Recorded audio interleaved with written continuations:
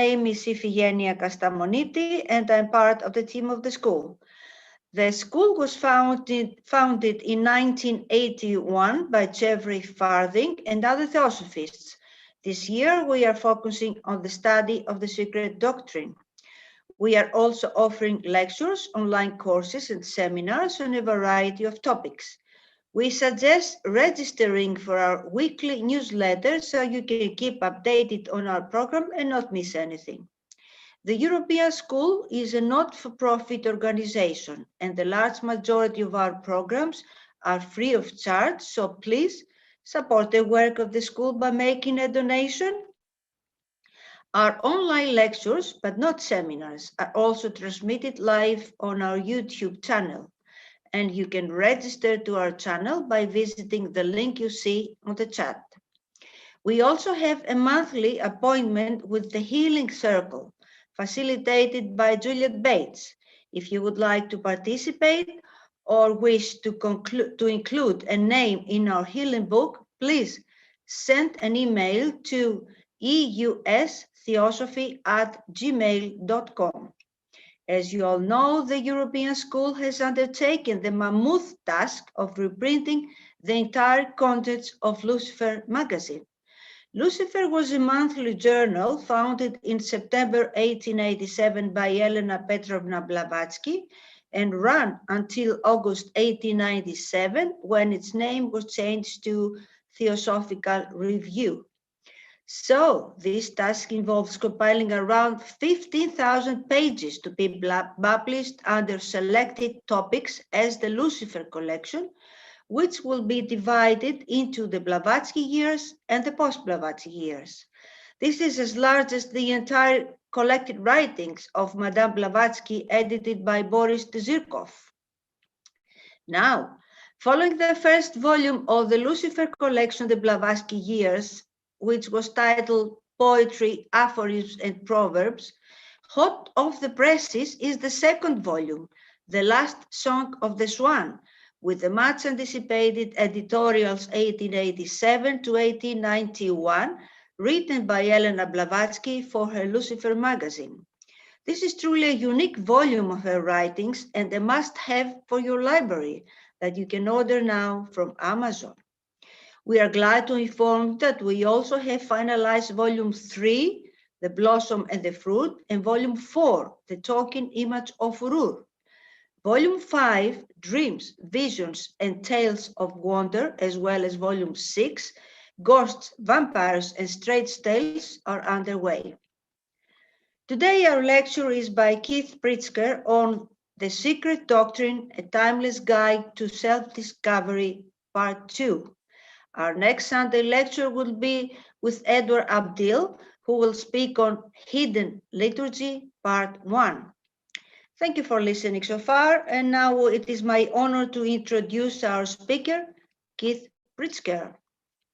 Keith is a lawyer and consultant in Los Angeles, California, working for over 30 years as a deputy city attorney for the city of Los Angeles, specializing in environmental law.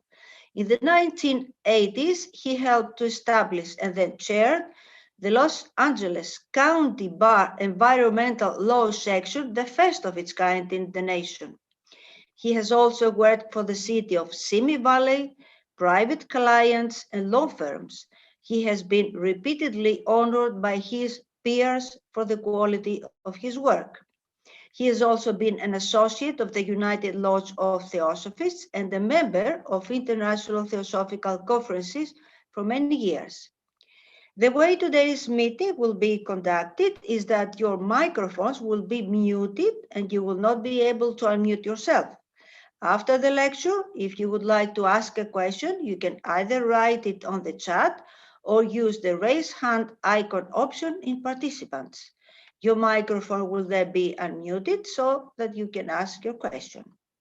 Also, if you need to leave the conference room during the lecture, please do not do so without announcing it on the chat so as not to disturb the proceedings. So Keith, thank you for being here. It is now over to you.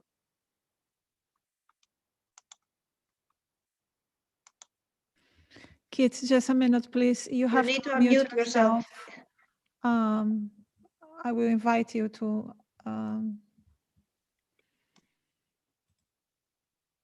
Yes, try again, please. We cannot hear you. Try again, please. How about now? Now we can. Thank you. Great. Okay. Thank you for the kind introduction. This will be a continuation of part one that I gave last month toward the end of March, but with more of a practical application discussion of the secret doctrine and how the two volumes of the secret doctrine can be used as, I say, a timeless guide to self-discovery. Now, I want to open with a quotation that probably most of this audience is familiar with.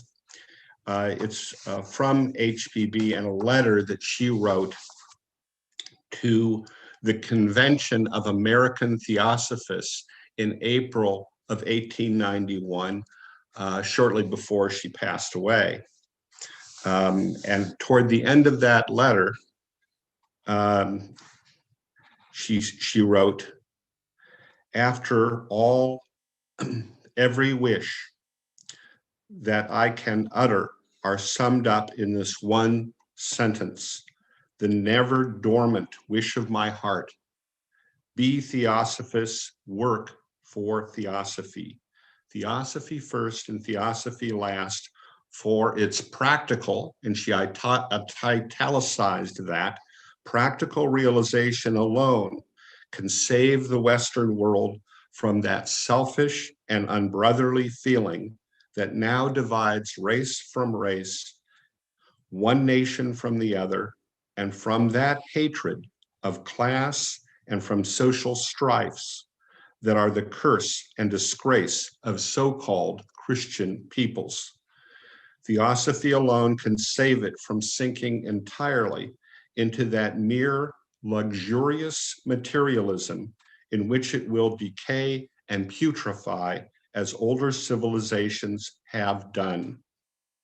In your hands, brothers, is placed in trust the welfare of the coming century, and great is the trust, so great is also the responsibility."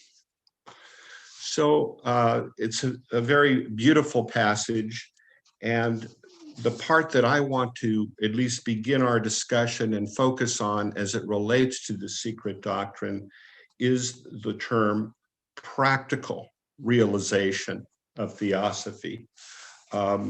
We know through the various texts, both that are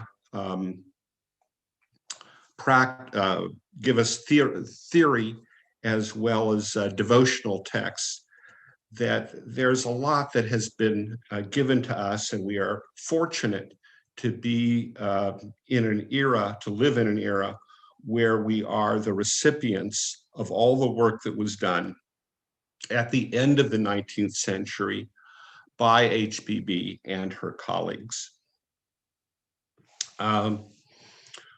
One way to approach what this means in terms of practical realization is to take a phrase from the Bhagavad Gita, where Krishna says, "Humankind's path is mine." Now, I changed the terminology a little bit because, of course, at the end of the 19th century, the language that we had spoke about mankind, and we have, because of the progress of including women in discussions, that more and more frequently we see the terminology of the past being made more inclusive. So anyway, mankind's path is mine, Krishna says. So the question then might naturally pose itself, how can the abstruse doctrines that are discussed in such great detail in these 2 volumes of cosmogenesis and anthropogenesis be understood and used to practical effect, because, as we discussed in March, Theosophist is who Theosophy does. You can't know it unless you apply it. That's just the way that things are. So last time I talked about Robert Bowen and this wonderful article that he left about notes that were taken from HBB about how to approach the study of the secret doctrine.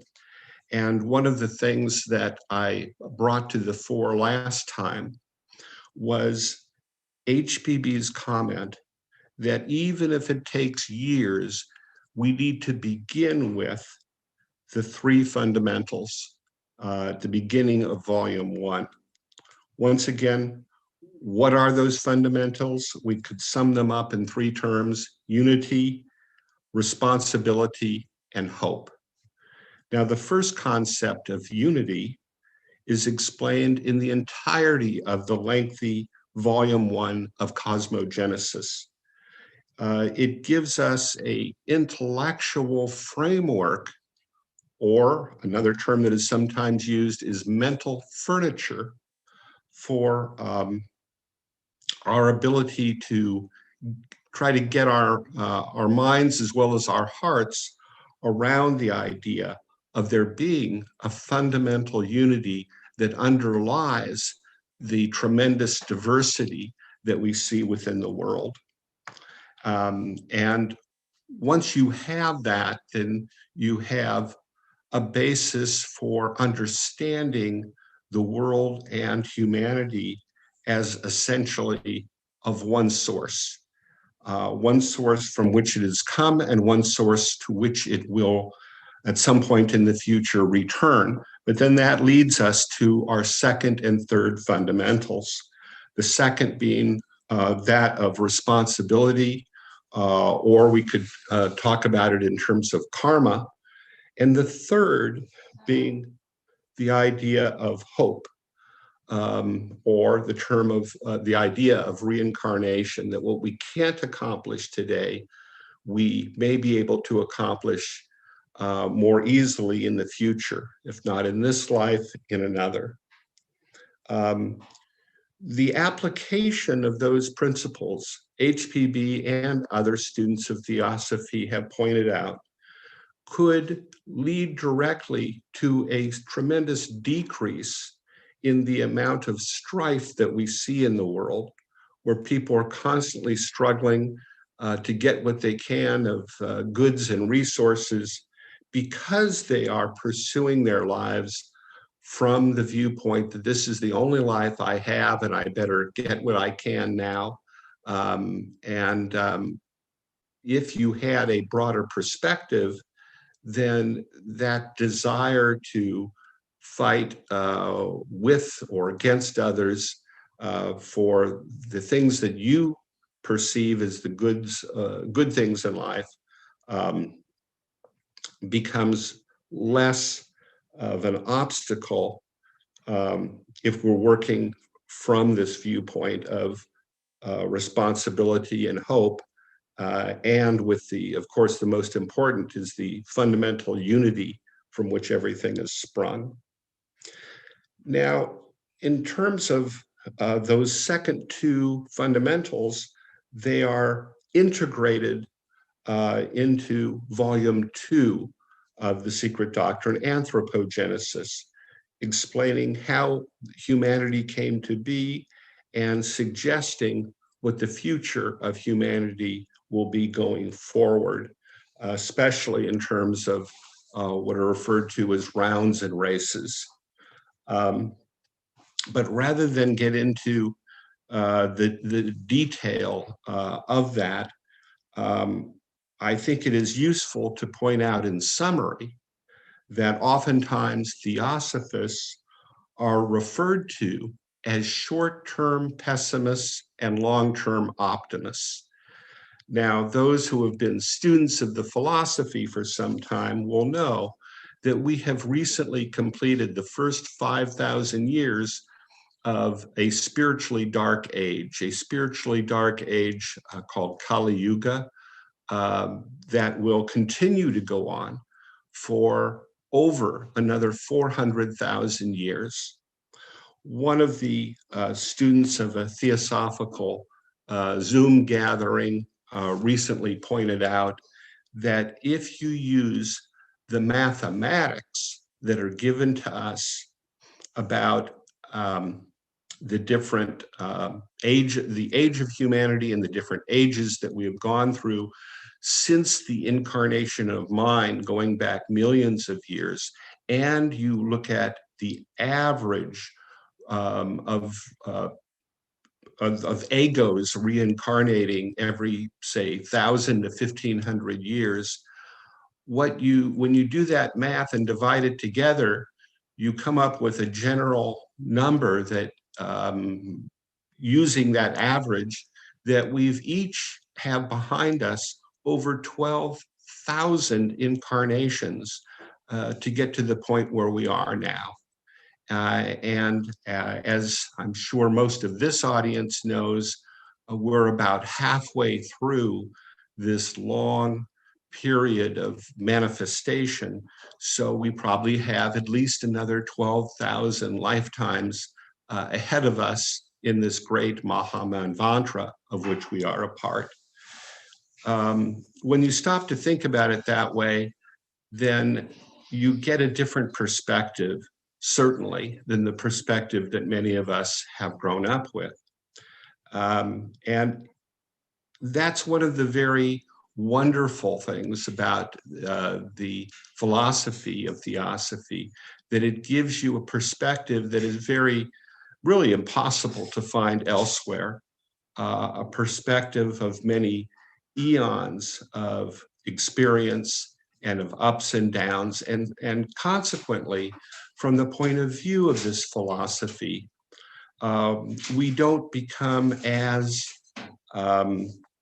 caught up in the ups and downs of any given moment, because we know that there is hope for the future, so long as we continue to hold fast to the fundamental principles which are the basis of the philosophy.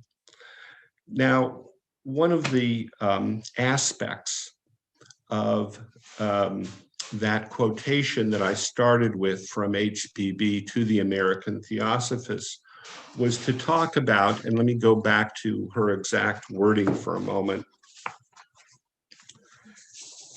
She says, "Theosophy alone can save the Western world from that selfish and unbrotherly feeling that now divide one race from another." And she says, "Theosophy alone can save it from sinking entirely into that mere luxurious materialism in which it will decay and putrefy as older civilizations have done." And there have been a number of wonderful students of theosophy over many decades who have taken upon themselves the task of finding contemporary literature that helps to illuminate the ideas that have been given us in these theosophical writings from the 19th century. And one that I would like to bring to your attention, not that you necessarily need to go out and buy this book, but just to show that HPB's predictive powers were very good at, it was this book called, there, if you can see it, The Decadent Society. Now, this is a book, it says, the subtitle is How We Became the Victims of Our Own Success. The author is Ross Douthat, that's Douthat. He's a New York Times columnist. And in essence, what he says, and this is a very recent book, I think it came out, let's see, last year, 2020. a year that many of us are trying to forget already as we're into that next year. But he explains in this book, The Decadent Society, how we have gotten to where we are, and it lines up very well with exactly what HBB predicted in 1891, because she's based it on the experience of other civilizations in the past. And I just want to bring in one or two sentences of this book that seem to suggest the sort of thing that HBB wrote about in her letter of 1891. In his conclusion, he says this: "So if we want to really escape decadence on our own, to transcend it for something longer than a season, then absent a divine reaching down or a convenient alien arrival, we need to find a way to climb, to make a ladder to the stars, and to offer future generations of humanity a new reality to explore that's more expansive than our beleaguered planet, more extraordinary than anything that we can conjure inside of our machines of simulation." So his own personal view is probably not the same as those of us who are students of theosophy, but he does do a good job of explaining that type of decadence that becomes almost unavoidable unless you provide the framework of theosophical study and theosophical, especially application, as guideposts for ourselves personally and collectively. Let's see. Oh, I wanted to bring in, here it is, a few passages from this author many of you may know, Ruskin. Unto This Last. This was a book that he wrote quite a few books at the end of the 19th century, and he was a great inspiration to Mohandas Gandhi. But Ruskin said a few things that apply to this same idea of how do we apply these theosophical principles that are the basis of the secret doctrine to the world in which we find ourselves. And he says this: "Government and cooperation are in all things the laws of life, anarchy and competition the laws of death," which is suggestive of what I was saying earlier about karma and reincarnation as ideas that could help lessen the strife between individuals and countries. And then he also makes this observation: there is no wealth but life. Life, including all its powers of love, of joy, and of admiration. That country is the richest, which nourishes the greatest number of noble and happy human beings, and that man is richest, who, having perfected the functions of his own life to the utmost, has also the widest helpful influence, both personal and by means of his possessions, over the lives of others. A strange political economy, the only one, nevertheless, that ever was or can be. All political economy founded on self-interest, being but the fulfillment of that which brought schism into the policy of angels and ruin into the economy of heaven. If we look historically at the ups and downs of our societies and our economies that are based upon an idea of self-interest being the most predictable characteristic of markets, of supply and demand. It bears out what we see around us, both in terms of how people interact with each other, as well as what we're doing to the planet. Now, in politics, it has sometimes been said that a crisis is a terrible thing to waste. It's both humorous and kind of like gallows humor. We have all been through and continue to go through a terrible crisis right now in terms of the pandemic that is sweeping the world. But one of the brighter sides to what can be garnered from the illness that is around the world is that we cannot get out of this. We, meaning humanity, collectively and individually, cannot get out of it unless we act together, which is not easy. It's not easy either for nations or for the multiplicity of nations around the world. But then nobody promised an easy path along the way.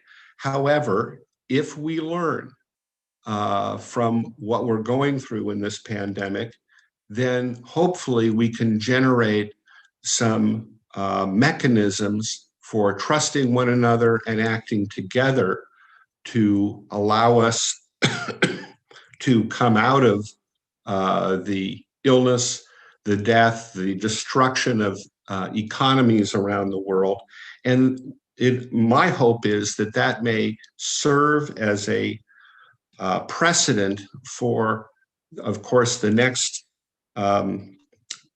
big collective issue we need to address, which is the environmental crisis that has the world on the edge of already putting many species into extinction, but pushing ourselves into extinction as well,